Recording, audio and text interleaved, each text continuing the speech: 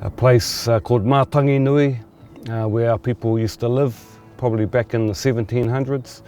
And there's a big pā site behind it, where they used to fight and defend themselves up on the pā site. So it's a coming full circle for our whānau to come back onto our tūranga waiwai.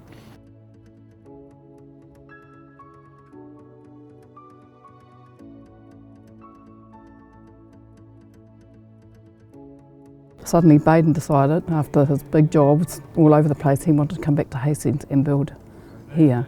And I have loads full of them come in, and then, well, that prompted me to make that move to head towards Papakāinga housing. So they could all just be here and we'll all be together with our own whares and our grandchildren, our great-grandchildren, and they will have the honour of being housed out here at Waimārama. There's a whole cultural connection and reconnection for this whānau. And yeah, I've got a brother moving back from Hamilton. He's been away from Waimārama for 25 years, so he'll be coming back and he can't wait.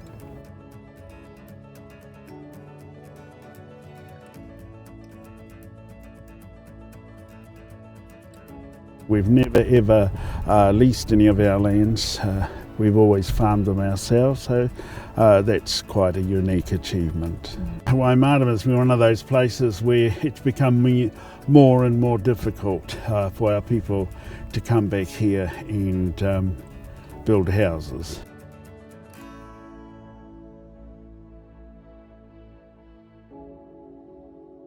The tourism and other ventures, they can actually sit alongside that movement back with the family, trying to find them something to do.